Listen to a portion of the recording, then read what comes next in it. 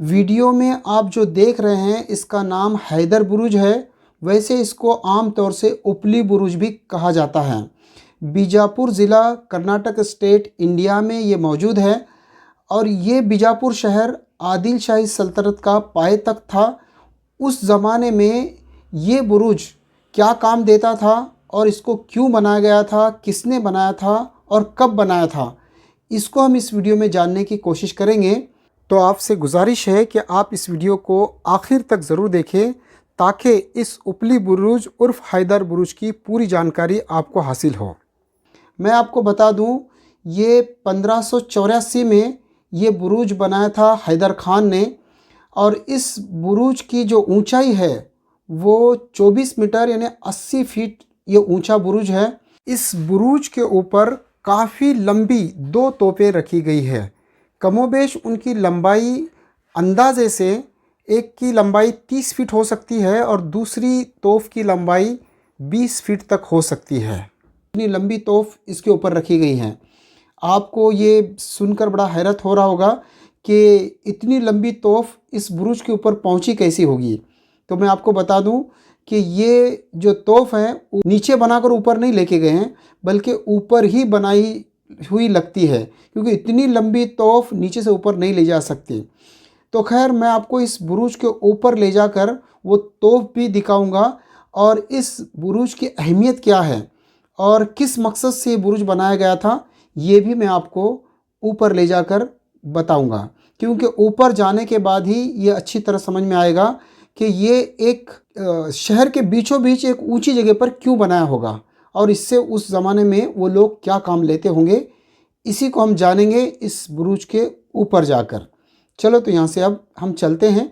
इसकी सीढ़ियाँ बहुत सारी हैं और ये सीढ़ियाँ ऐसे राउंड है, इसको यानी घेरेदार है और कमोबेश 80 फीट ऊपर हमको चढ़ के जाना पड़ेगा। देखो, यहाँ बहुत सारे लोग जो बीजापुर घूमने के लिए आते हैं तो इस बुरुज को ज़रूर देखते हैं ऊपर जाकर। इस बुरुज के ऊपर जाने के बाद पूरा शहर भी नज़र आता है। यहाँ से जामा मस्जिद भी नज़र आती है, इब्राहिम रोज़ा भी नज़र आता है। और ये बुरुज बनाया इसीलिए गया था कि इस बुरुज से वॉच टावर का काम लिया जाए, यानी इस बुरुज के ऊपर से पूरी शहर के अंदर भी निगाह रखी जाए कि अंदर क्या गड़बड़ हो रही है, क्या हो रहा है।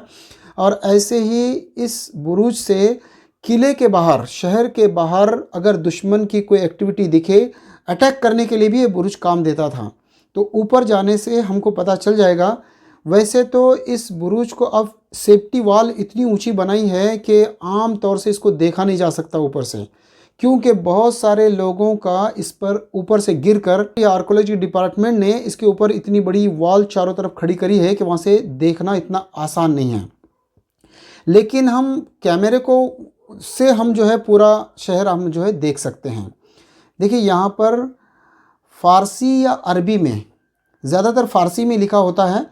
तो यहाँ पर देखिए कि इस बुरुज की पूरी जानकारी लिखी है, किसने बनाया, कब बनाया और क्यों बनाया गया होगा। तो ये सारी जानकारी इस पर होगी। मुझे तो पता नहीं है कि फ़ारसी में क्या लिखा है। खैर, इसके ऊपर तो इसी बुरुज की जानकारी होगी। देखिए, इस बुरुज के ऊपर बहुत सारे जो इतिहास प्रेमी है, जो इतिहास की चीज़ें देखना चाहते हैं, वो यहाँ हमेशा ज़रूर आते हैं। आप जब भी बीजापुर आएँ तो सिर्फ गोल गुम्बद और जामा मस्जिद देखकर और इब्राहिम रोज़ा देखकर न जाएं, क्योंकि बहुत सारे लोग बस इतना ही देख के चले जाते हैं। लेकिन ये उपली बुरुज भी एक देखने की चीज़ है। और यहाँ से देखो, ये इस तरह से बाउंड्री इसको बनाई गई है जिसकी वजह से बाहर का कुछ भी नज़र नहीं आता। लेकिन मैं मोबाइल के ज़रिए से एक ऊँची जगह रुक कर आपको दिखाने की कोशिश करूँगा। देखिए, ये जो कैनन आपको दिख रहा है, तोप दिख रही, कितनी लंबी है कि इसको ये कैमरे के हमारे फ़ोन के स्क्रीन में पूरा नहीं आ सकता, इसलिए मैंने पीछे से लिया था। जितनी लंबी होती है उतना दूर तक मार किया जाता है। ये एक टेक्निक थी उस ज़माने की। क्योंकि ये बुरुज शहर के दरमियान में है तो जाहिर है कि इसका गोला शहर के बाहर ही जाके गिरना चाहिए। तो ये जो दोनों तोपें आपको नज़र आ रही है, ये दोनों तोपें हो सकता है कि यहीं पर ऊपर बनाई गई हो, इसलिए कि नीचे से इसको बनाकर ऊपर लाना तो आप देख रहे हैं कि भाई दुश्वार है। तो खैर, ये बांगड़ी टाइप की तोप है, इसको यहाँ पर लाकर उन्होंने फिट किया होगा। यहाँ पर देखो, एक छोटी तोप है, यहाँ पर भी बहुत सारे लोग देखने के लिए आए हैं, मगर आपको बाहर से का शहर यहाँ से नज़र नहीं आ रहा है, क्योंकि यहाँ वॉल है ना चारों तरफ। कुछ हादसे यहाँ हो गए होंगे कुछ सदियों पहले, और ऐसा होता है जब ऊंची जगह से लोग छलांग लगाकर कर देते हैं कुछ गड़बड़। इसकी वजह से यहाँ हो सकता है कि एग्रीकल्चर डिपार्टमेंट ने ही कुछ यहाँ पर वॉल बनाया है, और ये नई टाइप की वॉल नज़र आ रही, पिछले ज़माने की नहीं है।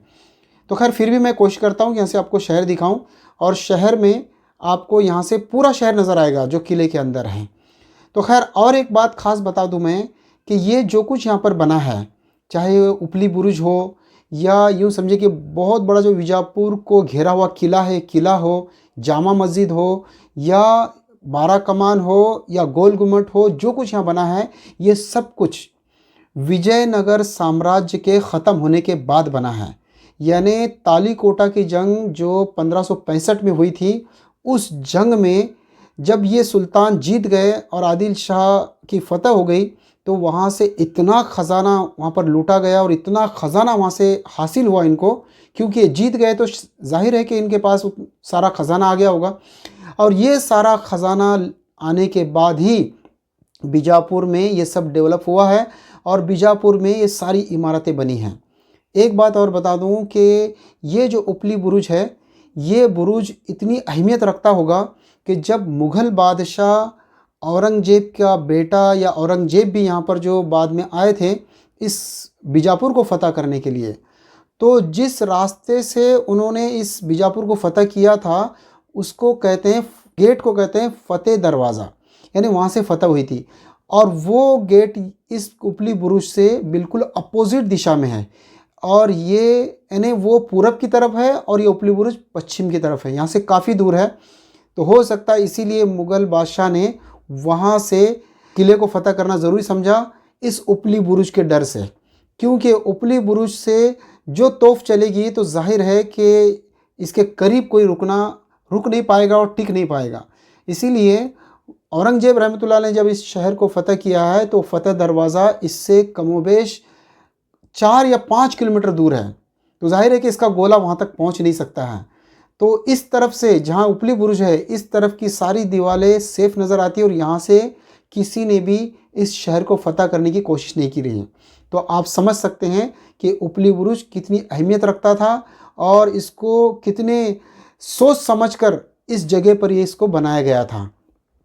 तो जैसे मैंने आपको बताया कि मुसलमानों ने यहाँ पर हिंदुस्तान में जो भी जीता और जो भी हासिल किया और जो भी यहाँ पर कमाया, चाहे वो जंग करके हो या चाहे लूट कर हो या मेहनत से हो, इन सारी दौलतों को उन्होंने हिंदुस्तान में ही लगाया है। अंग्रेज़ों की तरह अगर मुसलमान भी लुटेरे होते तो यहाँ से लूट कर ये सारी चीज़ें इस्लामिक कंट्रियों में ले जाते।